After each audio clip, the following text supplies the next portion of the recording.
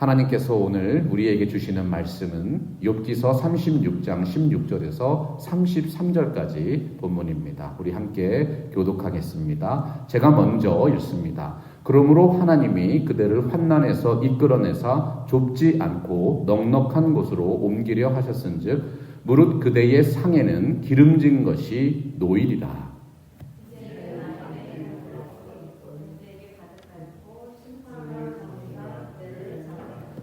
그대는 분노하지 않도록 조심하며 많은 뇌물이 그대를 그릇된 길로 가게 할까 조심하라.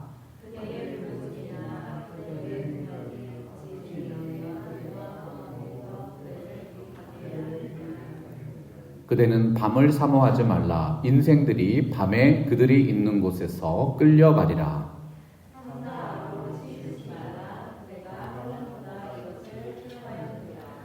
하나님은 그의 권능으로 높이 계시나니 누가 그같이 교훈을 베풀겠느냐.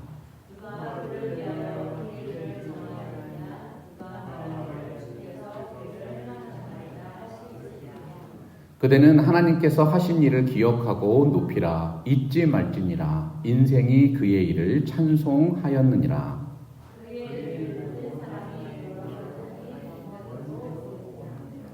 하나님은 높으시니 우리가 그를 알 수 없고 그의 횟수를 헤아릴 수 없느니라.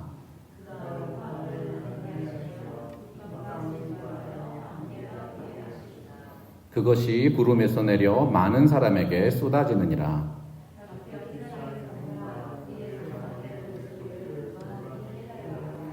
보라, 그가 번갯불을 자기의 사면에 펼치시며 바다 밑까지 비치시고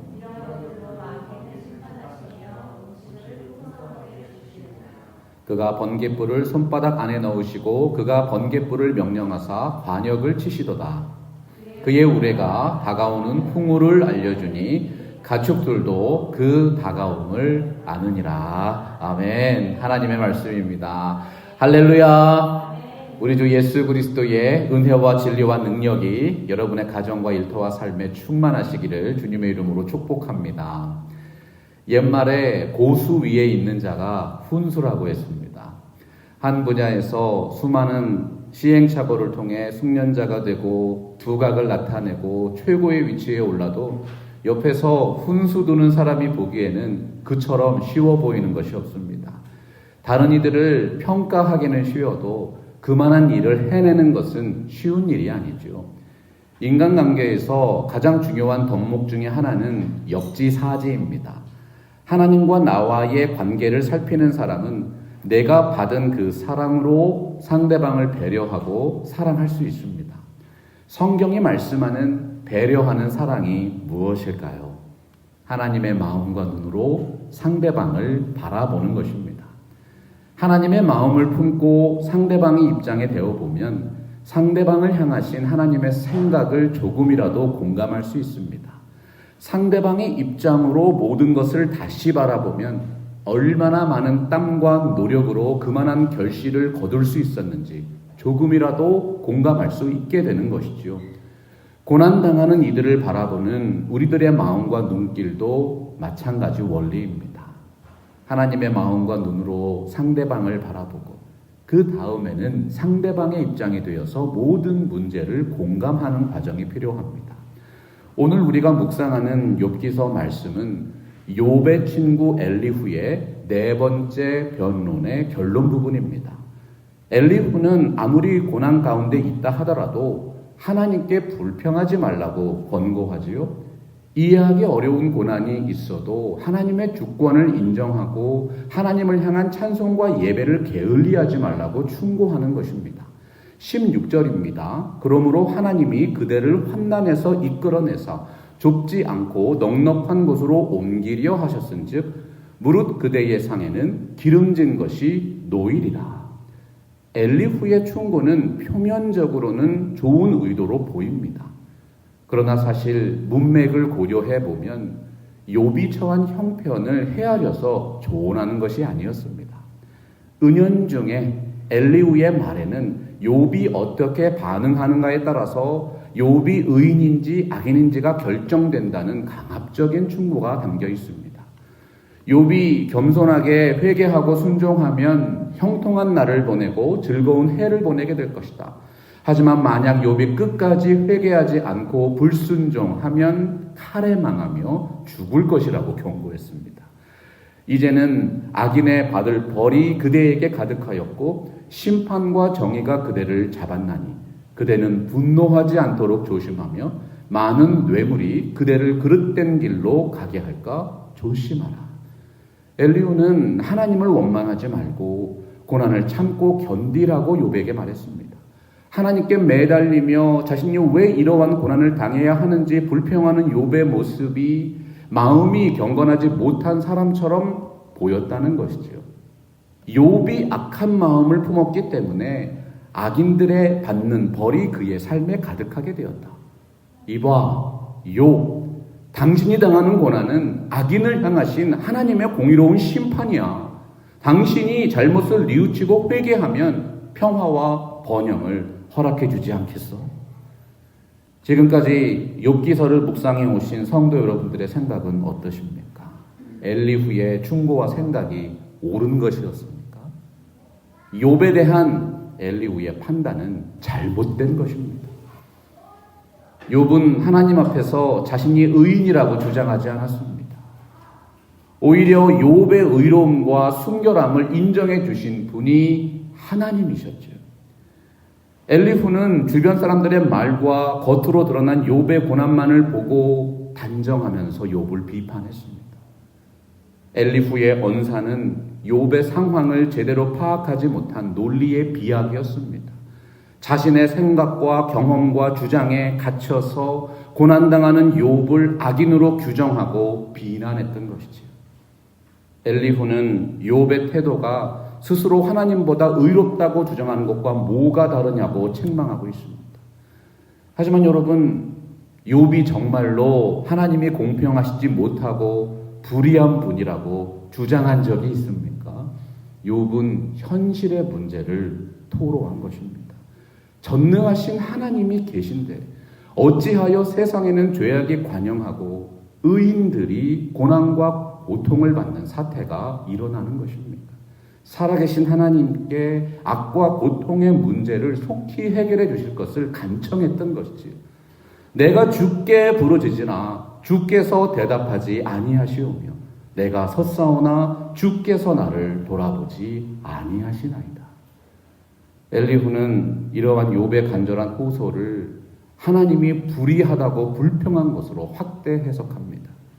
인간의 그 어떤 행위로도 하나님께 아무런 의의를 주장할 수 없고 인간의 선과 악이 하나님께 아무런 영향도 끼칠 수 없다고 주장한 것입니다.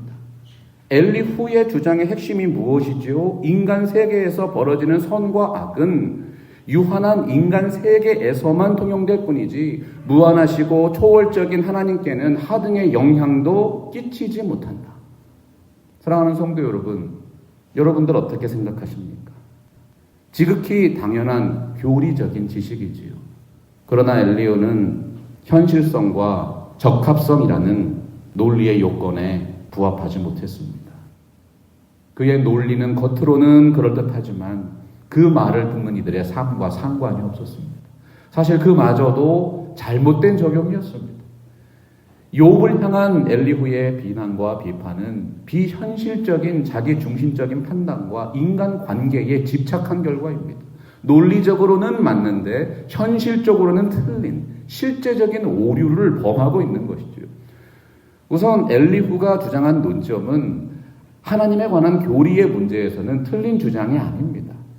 하지만 하나님과 인간의 관계에 대한 교리에서는 적합성과 현실성이 결여된 주장이 될 수 있습니다. 그리스도인들의 매일매일의 삶에서 어떠한 주장이 타당성을 인정받으려면 세 가지 테스트를 모두 통과해야 합니다. 첫째는 일관성에 대한 검증입니다. 타당한 주장은 논리적으로 인과관계가 명확하고 누구나 이해할 수 있는 명확한 흐름이 있다는 것이지요. 논리적인 말은 원인과 결과가 분명합니다. 욥이 당하는 고난은 죄의 결과라는 엘리후의 주장은 그 논리가 뚜렷하기 때문에 일관성에 대한 검증은 무리 없이 통과할 수 있습니다. 그런데 두 번째 검증이 있죠. 적합성에 대한 테스트입니다. 적합성은 일관성에 대한 검증이 잡아내지 못하는 논리의 비약이나 맹점을 보완합니다.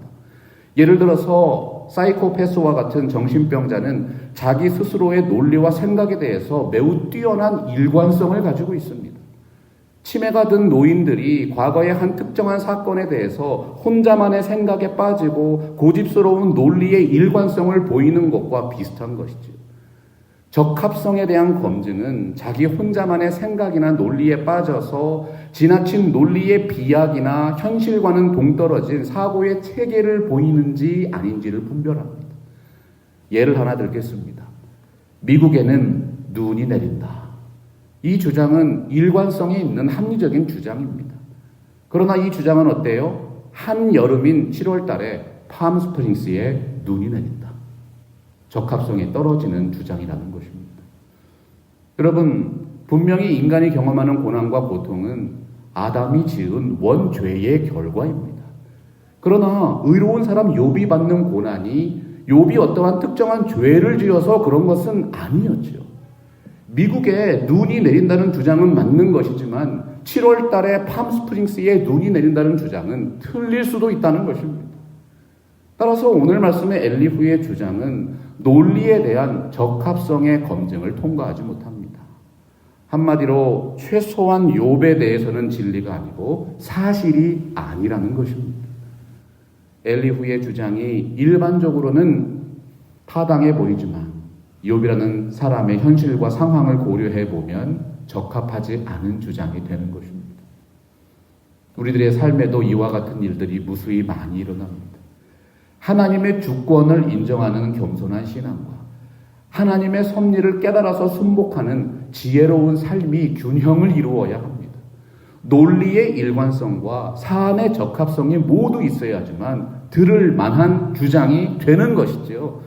그래서 기독교 삶의 세 번째 테스트는 논리의 일관성과 사안의 적합성을 현실에서의 삶으로 적용하는 현실성에 대한 검증을 중요하게 생각합니다. 어떤 주장의 일관성과 적합성이 있어도 그것이 현실에서 일어나는 삶의 문제로 연결되지 않는다면 우리에게는 아무런 유익이 없기 때문이지요. 오늘 말씀의 엘리후의 주장이 현실성에 대한 검증을 통과하지 못하는 가장 중요한 이유가 되는 것입니다. 만약 엘리후가 주장하는 것처럼 선과 악에 대한 인간의 행위가 하나님과 아무런 상관이 없다면 그야말로 하나님을 향한 신앙이 인간의 삶과는 아무런 상관이 없는 것입니다. 사변적이고 이론적인 철학으로만 남게 되는 것입니다. 엘리후의 이러한 지나친 논리의 비약과 적합성과 현실성이 없는 생각의 문제점이 무엇입니까? 하나님을 믿는 신앙에 있어서 삶이 없어지는 것입니다. 신앙은 있다고 하는데 생활이 없어지는 반쪽짜리 신자들을 양산하는 것이죠. 기독교가 말씀하는 신앙은 하나님과의 인격적인 관계입니다. 하나님은 영원하시고 불변하시고 무한하신 분이십니다. 그러한 하나님께서 우리 인간들과 언약 관계를 통해서 함께하고 계시다는 것이 얼마나 큰 은혜입니까? 성경 중심의 신앙인은 하나님의 주권과 하나님과의 언약적인 관계를 모두 인정하는 균형 잡힌 신앙 생활이 있습니다. 하나님의 주권은 우리 인간이 상관할 수 있는 영역이 아닙니다. 하나님의 주권의 영역에서 하나님의 생각은 인간의 생각과 다르고 하나님의 뜻과 역사는 인간의 뜻과 행사를 초월하십니다. 그러나 하나님은 우리에게 언약의 영역을 주셨습니다. 하나님과 인간이 맺는 관계에 있어서 하나님은 참으로 완벽하게 신실하십니다. 하나님은 인생이 아니시기 때문에 시건하지 아니하시고 하신 말씀을 반드시 이루십니다. 인간을 창조하실 때 선포하신 그 선하신 하나님의 뜻이 우리 인생들을 향하신 은혜로운 언약 관계로 발전해 왔습니다. 이것이 바로 성경이 말씀하는 구원의 역사요, 회복의 역사요, 새로운 창조의 역사인 것이죠.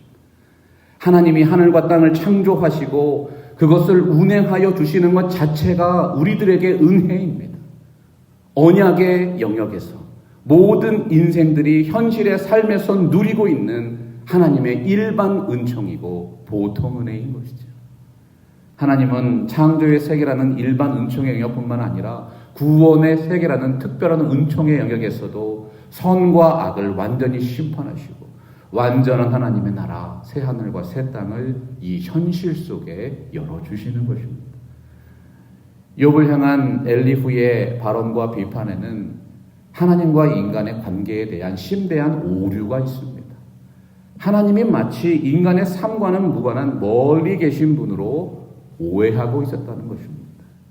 하나님의 주권은 인간이 생각하는 원인과 결과의 법칙을 초월하는 것입니다. 엘리후가 말한 것처럼 하나님의 생각과 하나님의 일은 인과 응보의 법칙에 갇혀있지 않습니다. 그러나 엘리후는 깨달아야 합니다. 하나님의 초월성을 지나치게 강조한 나머지 하나님과 인간의 삶을 격리시키는 심대한 오류를 범하지 말라. 이와 관련된 대표적인 이단 사상이 신약시대의 영지주의 사상이었습니다. 오늘날에도 영은 거룩하고 육은 속되다는 논리의 비약에 빠져있는 사람들이 있지요. 그들의 생각 속에서는 육이 욕된 것이니까 육적인 타락을 당연하게 생각하는 생각이 있습니다. 결국 육신의 소욕으로 서로를 탐하는 윤리적인 타락의 길로 나아가게 되었던 것이죠. 하나님은 저 멀리 계신 우리와 상관없는 신이 아니라 우리와 언제나 함께하고 계시는 살아계신 하나님이십니다. 하나님과 여러분들과의 관계는 어떻습니까? 하나님의 말씀을 통해서 그 오묘한 진리를 날마다 깨닫고 하나님을 향한 기도를 통해서 우리 삶의 구체적인 일들을 생생하게 아릅니다.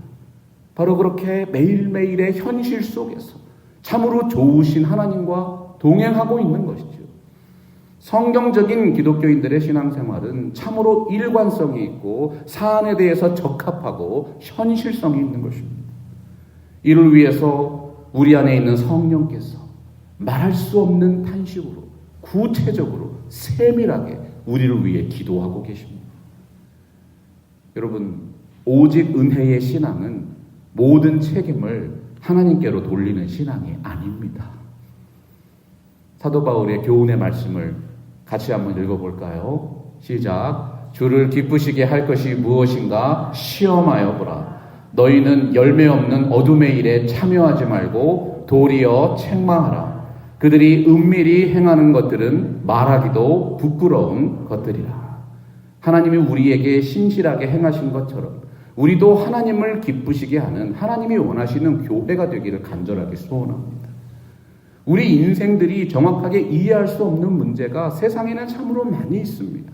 사실 그 문제의 상당수는 우리들이 깨닫지를 못해서 그렇지 대부분 하나님에 관한 것들이거나 하나님과의 관계에 관한 것들입니다.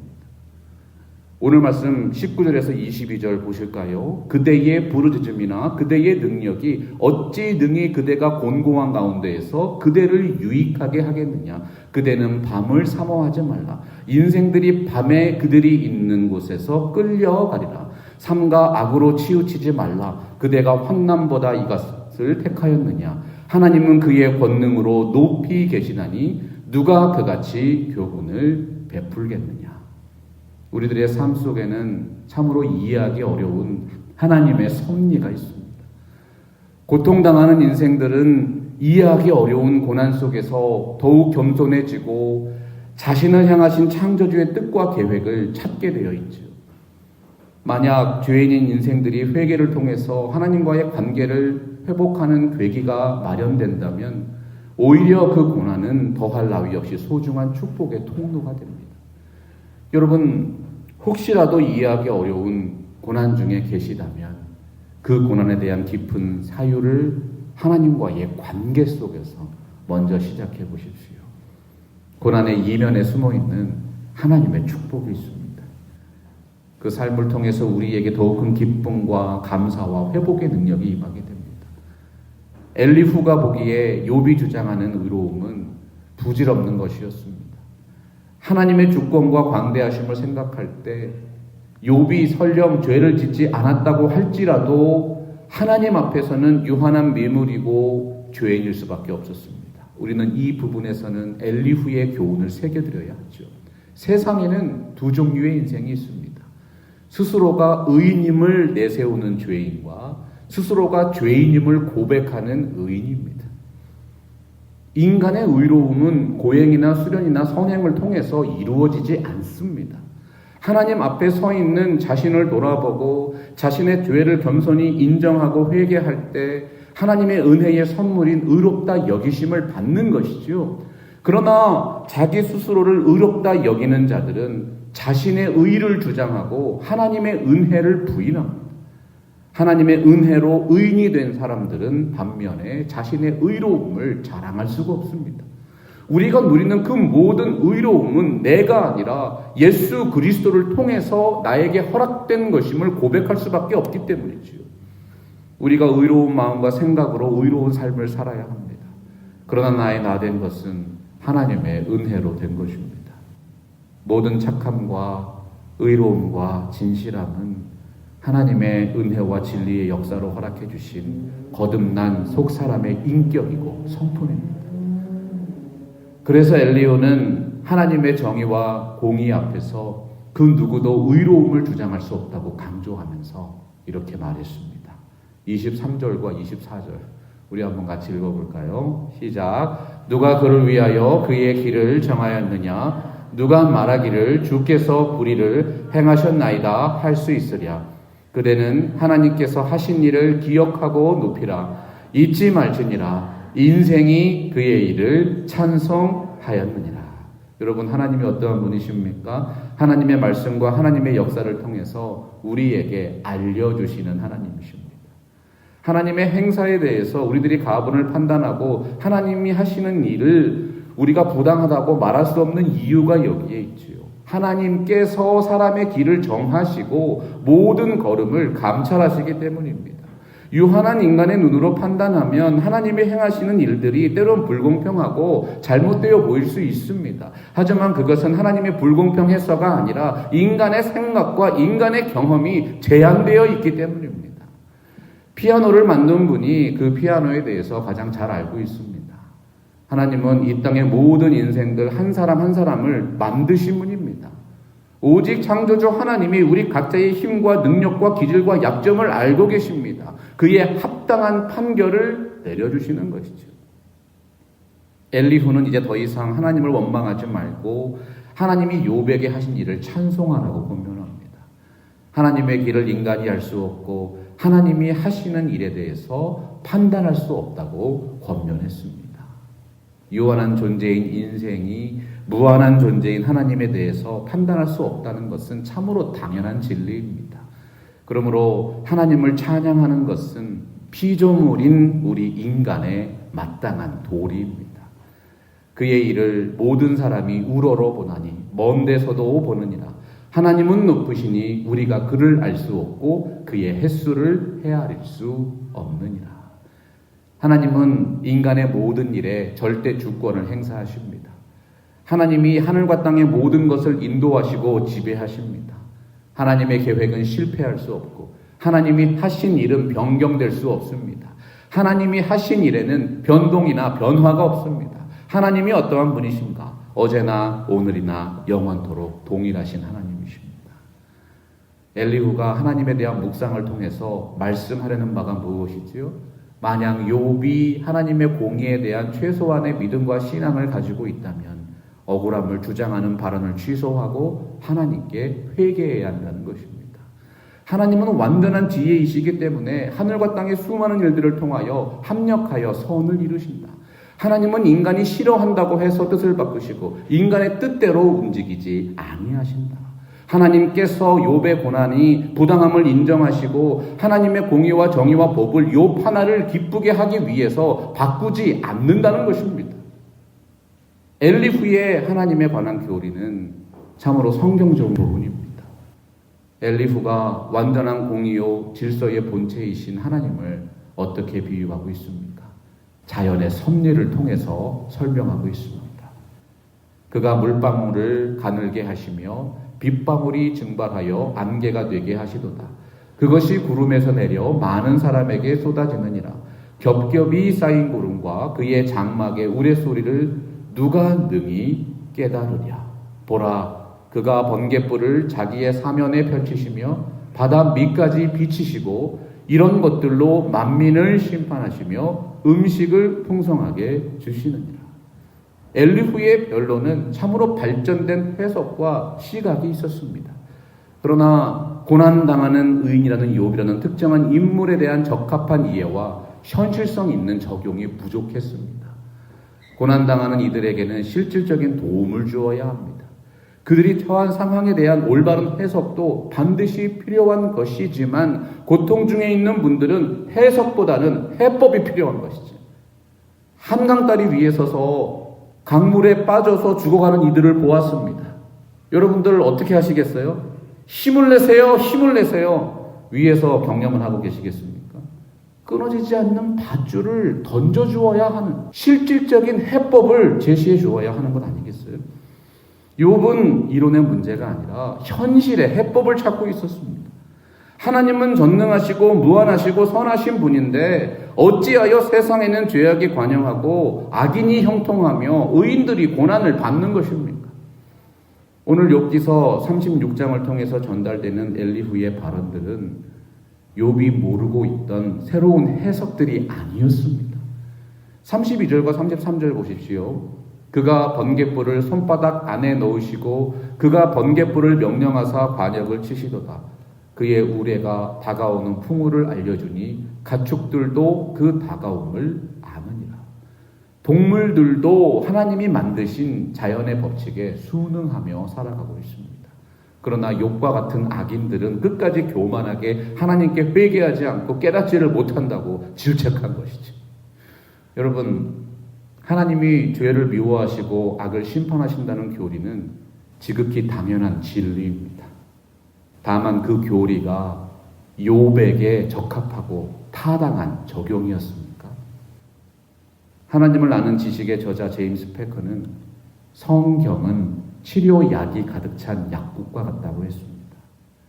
성경에 대한 지식이 깊어진다는 것은 영적인 증상에 따라서 치료약을 구분하고 적용해야 하는 치료법을 익히는 것입니다. 넘어져서 상처가 난 사람에게 소화제를 먹이면 무슨 효과가 있겠어요? 무엇이 지혜와 총명입니까? 상처가 난 자에게는 소독약을 발라주고 배탈이 난 자에게는 소화제를 먹여주는 것입니다. 하나님이 만드신 창조의 질서에 순응하는 삶이 참으로 지혜롭고 총명한 삶인 것입니다. 욥기서에 대한 주석을 집필하신 제럴드 젠슨 박사가 말했습니다. 피조물의 타락은 하나님의 위치에서 하나님과 같은 심판자가 되려는 시도 때문에 일어났다. 오늘 말씀에 엘리후와 같은 사람이 자주 하는 실수이죠. 비판하기는 쉬워도 감동시키는 것은 어렵습니다. 벌을 주는 것은 쉬워도 사람을 변화시키는 것은 어려운 것입니다. 사랑하고 존경하는 성도 여러분, 남의 일에 훈수 두기는 쉬워도 한 가지 일에 고수가 되는 것은 어렵습니다. 주님의 몸된 교회를 섬기시는 성도 여러분들께 사랑의 마음으로 부탁드립니다. 주님의 일에 훈수 두는 사람이 아니라 작은 섬김이라도 고수가 되어 주십시오. 진정한 영적인 고수가 어떤 분들입니까? 하나님은 불의하지 아니하사 너희 행위와 그의 이름을 위하여 나타낸 사랑으로 이미 성도를 섬긴 것과 이제도 섬기고 있는 것을 잊어버리지 아니하시느니라. 하나님이 기억하시는 분들은 구경꾼이나 훈수 두는 자들이 아니라 신실한 사랑으로 교회를 섬기시는 분들입니다. 스스로 속이지 말라. 하나님은 업신여김을 받지 아니하시나니 사람이 무엇으로 심든지 그대로 거두리라. 자기의 육체를 위하여 심는 자는 육체로부터 썩어질 것을 거두고 성령을 위하여 심는 자는 성령으로부터 영생을 거두리라. 사도 바울은 교회를 하나님의 밭이라고 표현했습니다. 전도와 양육이 교회라는 영적인 밭을 확보하고 일구는 사역이라면 예배와 말씀은 그 밭에 뿌려지는 물과 영양분입니다. 그런즉 심는 이나 물 주는 이는 아무것도 아니로되 오직 자라게 하시는 이는 하나님뿐이니라. 심는 이와 물 주는 이는 한 가지이나 각각 자기가 일한 대로 보내고 자기의 상을 받으리라. 하나님의 말씀과 은혜 안에서 더욱 강성하고 충만하게 세워지는 하나님이 원하시는 교회가 되셔서 마지막 날에 각각 자기가 일한 대로 자기의 상을 받는 팜스프링스 개혁장로교회 모든 성도 여러분 되시기를 예수 그리스도의 이름으로 간절히 축원합니다.